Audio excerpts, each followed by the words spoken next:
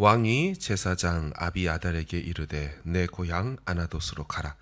너는 마땅히 죽을 자이로되 네가 내 아버지 다윗 앞에서 주 여호와의 궤를 메었고 또 내 아버지가 모든 환난을 받을 때에 너도 환난을 받았은즉 내가 오늘 너를 죽이지 아니하노라 하고 아비아달을 쫓아내어 여호와의 제사장 직분을 파면하니 여호와께서 실로에서 엘리의 집에 대하여 하신 말씀을 응하게 함이더라.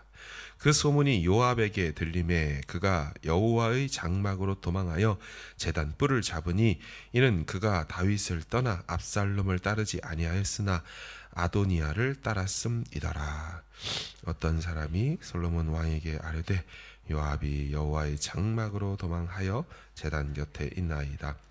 솔로몬이 여호야다의 아들 브나야를 보내며 이르되 너는 가서 그를 치라. 브나야가 여호와의 장막에 이르러 그에게 이르되 왕께서 나오라 하시느니라. 그가 대답하되 아니라 내가 여기서 죽겠노라. 브나야가 돌아가서 왕께 아뢰어 이르되 요압이 이리이리 내게 대답하더이다. 왕이 이르되 그의 말과 같이 하여 그를 죽여 묻으라. 요압이 까닭없이 흘린 피를 나와 내 아버지의 집에서 네가 제하리라.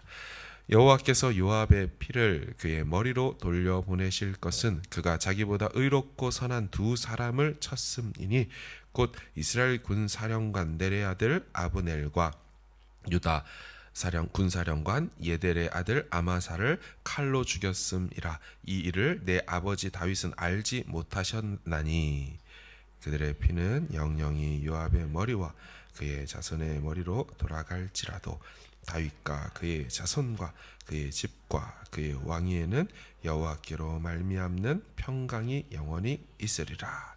여호야다의 아들 브나야가 곧 올라가서 그를 쳐 죽임에 그가 광야에 있는 자기 집에 매장되니라.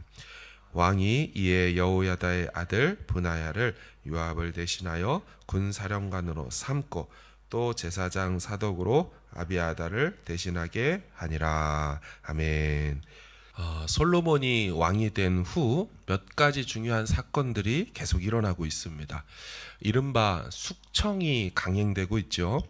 먼저는 서열로서 왕이 될 자녀였던 아도니아 그 왕자를 죽였습니다. 다음으로는 이 아도니아를 따랐던 제사장 아비아달을 파면시켜서 낙향 고향으로 보냈습니다. 그 다음으로는 이 아도니아에게 또 따랐던 군대 장관 요압을 죽였습니다. 그리고 솔로몬은 그 빈자리들을 자기 사람으로 다 채우죠. 제사장으로는 사독으로 세우고 그 군대 장관으로는 지금 이런 사람들을 숙청하는 행동대장이었던 브나야로 군사령관을 삼습니다. 우리는 오늘 본문을 이렇게 보면 여느 왕조실록의 역사와 다르지 않아 보일 것입니다. 모든 나라들의 새로운 왕들이 등극하면 이전 왕의 사람들과 이전 정권을 타파하고 그 사람들을 숙청해내는 거 늘 있어 왔던 일이죠. 그렇게만 보입니다. 오늘날 지구촌 세계 곳곳에서도 자신과 반대되는 사람들을 지도새도 모르게 제거하는 것과 비슷해 보입니다. 러시아의 푸틴이 이번에 반란을 일으켰던 바그너 용병의 그룹의 용병 수장인 프리고진을 타던 그 비행기를 폭파시켜서 제거한 거 크게 다르지 않아 보이죠. 푸틴의 반대파였던 야당의 야권운동가 나발리를 이전에 독극물로 살해하려다가 안 되니까 징역 20년을 때려서 감옥에 넣어놓은 거 어찌 보면 비슷한 장면들처럼 보입니다. 지금 솔로몬도 그렇게 반대파 숙청 작업을 하나씩 하고 있는 것일까요? 아니요, 그렇지 않습니다. 솔로몬은 지금 아버지의 유언을 따르고 있는 것이고요. 또한 동시에 아버지 다윗은 나라의 정의와 공의를 세우고 있는 것이고요. 더 궁극적으로는 하나님의 예언과 그 말씀이 성취되는 장면의 사건으로 이해해야 합니다. 자, 먼저 제사장 아비아달이라는 종교 지도자 하나가 파면된 사건이 오늘 본문에 있었습니다. 왜 그가 제사장에서 파면되었을까요?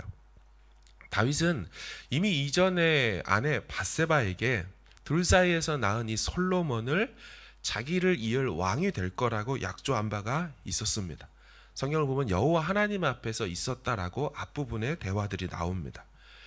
그런데도 넷째 아들인 아도니아가 이를 무시했죠. 아버지 허락과 명도 없이 스스로 왕이라고 즉위식을 가졌습니다. 이때 이 아버지의 명도 허락도 없이 자기 맘대로 늙으신 병상에 있는 아버지 무시하고 거의 왕위를 찬탈하는 것이나 다름없이 행동하는 이 아도니아 편에 이 제사장인 종교 지도자 아비아달이 함께한 겁니다. 이 다음에 숙청당하는 군대 장관 요압도 이 넷째 아들 아도니아 편에 선 겁니다. 여러분, 이 종교 지도자와 이 군사 지도자, 2인자이긴 하죠. 군사령관이니까. 이들이 실수로 모르고 하다 보니까 아도니아 편에 선 것일까요? 아버지인 다윗이 허락한 줄 알고 거기다 선 것일까요? 그럴 리가 없습니다.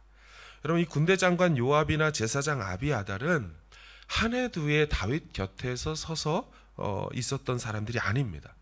다윗이 사울에게 쫓기던 시절부터 함께 했으니까 좋게 30년 이상을 다윗의 최측근으로 옆에서 그의 눈과 귀가 되었던 사람입니다.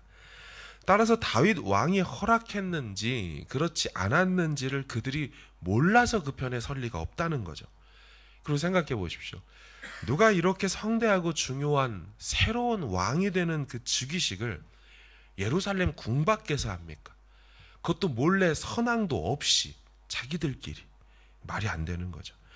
그들은 아도니아와 함께 자신들이 그간 평생을 거의 섬겼던 다윗 왕을 배신한 겁니다. 그리고 겉으로 보면 다윗 왕을 배신한 것처럼 보이지만 사실은 하나님의 기름 부음 받은 자를 그들이 의도적으로 무시한 것이죠. 그리고 새로운 하나님의 기름 부으심을 기다리지 않은 것이고요. 그들끼리 새로운 왕을 세워 그들의 나라를 이루겠다라는 것이었죠. 따라서 그냥 보면 반대파 숙청 같은 작업처럼 보이지만 이스라엘 왕은 하나님이 지명하시기 때문에 이 사건은 하나님의 뜻을 정면으로 도전한 사건인 것입니다. 결국 이 제사장 아비아달은 파면을 당해 고향 아나돗으로 쫓겨났습니다. 그런데 그 다음에 나오는 군사령관인 요압과 달리 이 사람은 죽이지를 않습니다. 고향으로 보내죠. 그 이유는 과거에 공이 있었기 때문입니다. 그러면 아까 말씀드린 다윗이 사울에게 막 쫓겨다녔다 그랬잖아요. 그 쫓겨다닐 때 놉당에 들어갔습니다. 근데 그 놉당에 제사장 아히멜렉이라는 사람이 있었습니다. 너무 다윗과 함께한 사람들이 배가 고파 줄여서 그 아히멜렉 제사장한테 먹을 거 없냐 그랬잖아요.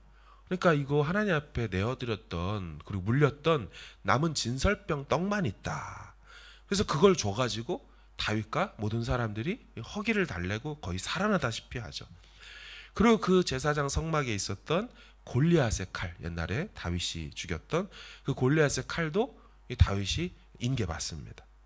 그런데 이 사울 입장에서 보면 자기가 쫓고 있던 이 도망자 다윗 무리에게 이 제사장이라는 사람이 먹을 것 제공하죠.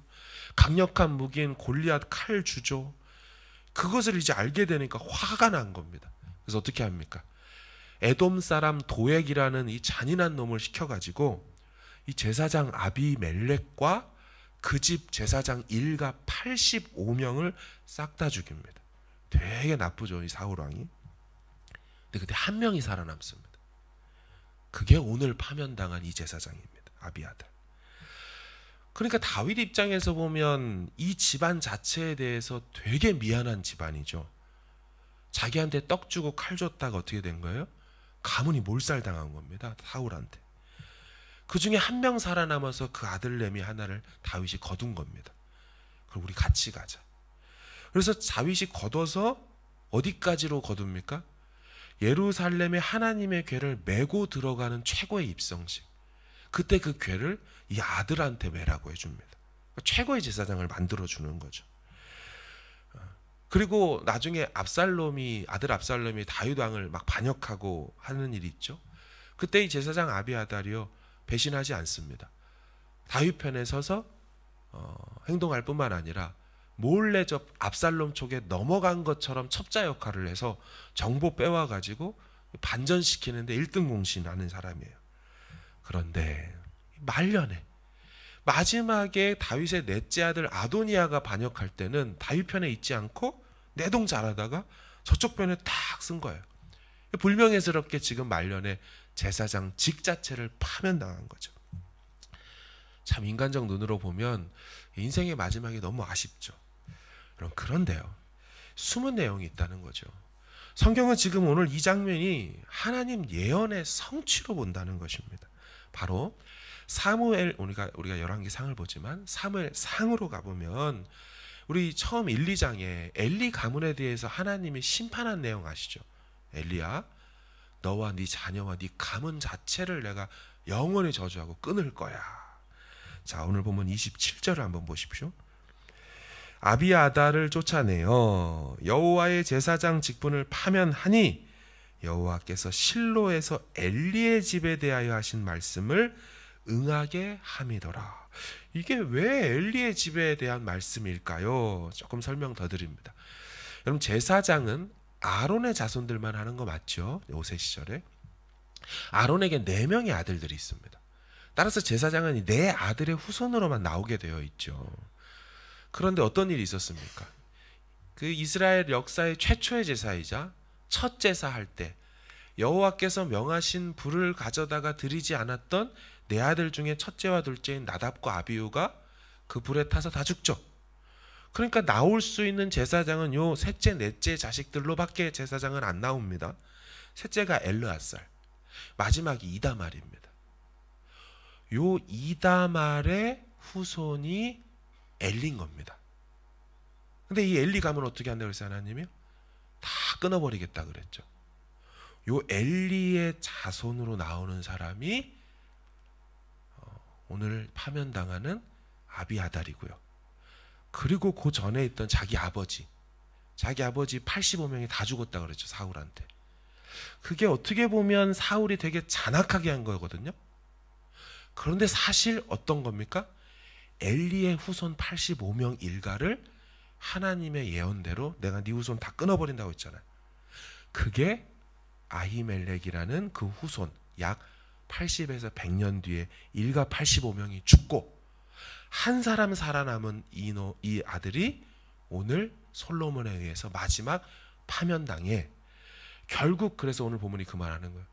이 사건이 왜 파면이 당했냐면 지금으로부터 100년 뒤로 올라간 사무엘상 1, 2장이 했던 내가 엘리 가문 파면시키니라는 거, 없애겠다는 거, 그것이 완전히 드디어 성취된 사건이다 이렇게 말한 거예요. 참 여러분, 이 말씀을 제가 보면서 많이 좀 복잡했습니다. 하나님의 일하심이 참 묘한 것 같아요. 여러분, 어떻게 보면요 참 불쌍해 보이는 사건 아닙니까? 왜 일가가 다 다윗도 왔다고 85명이 다 죽어야 돼요? 너무한 사건 아니에요? 하지만 우리가 알지 못하는 하나님 편에서만 아시는 이유가 있고 목적이 사실은 있더라는 거였어요. 참 이거를 함부로 말할 수가 없습니다. 어떤 일은 너무 딱하다 혹은 어떤 일은 너무 잘됐다, 이게 우리의 그 짧은 시각 앞뒤로 봤을 때만 그렇게 평을 하는 거지, 하나님께서 말씀하신 것이 시간과 역사를 지나 결국 이렇게 엘리 가문이 마지막 제사장 한 명 남은 아이를 파멸시키는 것, 이렇게 나타난다는 걸 볼 때는 그 중간에서 어떤 사건 하나를 우리가 감히 이렇게 어떻게 평하고 자평하기가 조심스러운 거죠. 사랑하는 여러분, 오늘 본문에서는요 이 사건들이 저주와 심판으로 결국 성취되었다라는 내용으로 가고 있지만 반대 측면으로 본다면 어떨까요? 하나님의 구원의 약속과 인도하시겠다는 그 섭리의 측면도 역시나 우리 삶에는 참 묘하게 일어날 수 있더라는 거예요. 분명히 인간의 눈에는 안 좋아 보이는 사건이 우리에게 찾아온 것 같아요. 잘못된 일이 일어난 것 같아요. 안타까운 일을 일어난 것 같아요. 하지만 지나고 보면 그게 피할 길이었을 수도 있고요, 그게 빠른 길이었을 수 있고요, 그게 안전한 길이었다라는 것이 나중에 보면 드러나곤 한다라는 것이죠. 결국 다 하나님의 계획과 시간과 섭리 속에서 일들이 이루어지게 되는 것입니다. 우리 편에서 이런 해석 저런 해석을 합니다. 이런 판정 저런 평가도 내립니다. 하지만 하나님의 오묘하신 뜻과 섭리는 깊고 깊어서 사람으로 다 알 수 없는 것 같습니다. 여러분, 그래서 전도서에 이런 말씀이 있죠. 전도 7장이에요. 형통한 날에는 기뻐하고 공고한 날에는 생각해라. 되돌아봐라. 이 두 가지를 하나님이 병행하게 하사 사람으로 능히 장래일을 알지 못하게 하려 하였노라. 이런 말씀이 있어요. 형통한 날에 우리가 할 수 있는 거, 기뻐하는 거, 감사하는 거. 공고한 날이 왜 인생에 찾아왔습니까? 할 때는 생각해봐라, 되돌아봐라, 기도해봐라. 우리는 다 알 수 없지만 하나님께 맡기는 거죠. 그래서 9장에는 이런 말이 있어요. 이 모든 것을 내가 마음에 두고 이 모든 것을 살펴본 즉 의인들이나 지혜자들이나 그들의 행위나 모두 다 하나님의 손안에 있으니. 아멘. 이 모든 일들이 세상 만사가 다 하나님의 손에 있는 것을 믿으시기를 바랍니다. 하나님 손에 있다라는 것을 다 맡기고 지금 당장 오늘의 일을 평가하지 않는 거예요. 단정 짓지 않는 거예요. 그저 감사한 형통한 일이 있으면 기뻐할 뿐인 거예요. 혹 공고한 일이 있으면 기도하라나 보다, 되돌아보라나 보다 하며 내 자신을 점검하면 되는 거예요. 그럼 하나님의 손안에 있는 일들이 하나 그분의 손길 아래서 지어져 가고 인도받게 되게 되는 것입니다. 여러분, 결국 요압도요, 아도니아 편에 섰기 때문에, 다시 말하면 하나님 뜻에 반역했기 때문에 심판을 받았어요. 그런데 제사장 아비아달과 달리 그는 파면당하고 고향 가는 게 아니라 제단불을 잡기는 잡아요. 근데 여러분, 제단불 잡는다고 다 사는 게 아니거든요. 제단불을 잡은 건 부지중에 고의로 살인하지 않은 사람일 때만 제단불을 잡을 때 이 도피성을 보내주는 제도지, 이 사람은 고의로 선하고 의로운 사람 2명을 찾아가 몰래, 다윗 몰래 죽인 사람입니다. 아까 본문이 말한 대로 넬의 아들 아브넬과 예델의 아들 아마사를 다윗 몰래 자기가 나랑 경쟁할 것 같은데 하면서 쫓아가서 싹 다 죽인 거예요. 결국 무죄한 자의 피를 흘렸느냐? 그 피가 네 머리로 돌아간다 했던 하나님의 공의가 실현된 사건으로 보아야 되는 것이죠. 사랑하는 여러분, 보지 않는 것 같아도 하나님이 다 보고 계셔서 결국 그 역사 속에 악인에게는 악에 맞게 하나님이 심판하셨어요. 반대로 말하면 뭡니까? 보지 않아도 하나님 앞에 선하고 의롭게 사는 사람은 다 하나님이 그 노년과 앞길과 가문에 다 갚아주신다라고 말해요. 이 땅에서 다 못 갚아준다고처럼 보여도 걱정하지 마세요. 하늘에서 상급으로 다 기억해 놓고 냉수 한 그릇이라도 상을 잃지 않겠다고 약속하여 주셨어요. 우리는 하나님 앞에 오늘도 또 신실하고 선하게 살아야 할 줄로 믿습니다. 듣지 않는 것 같아도 다 듣고 계시는 하나님, 우리 마음과 생각의 뜻을 다 감찰하시는 하나님 앞에 오늘도 중심으로 기도로 나아갈 수 있는 저 여러분 되어지기를 간절히 주의 이름으로 축원합니다. 주의 나라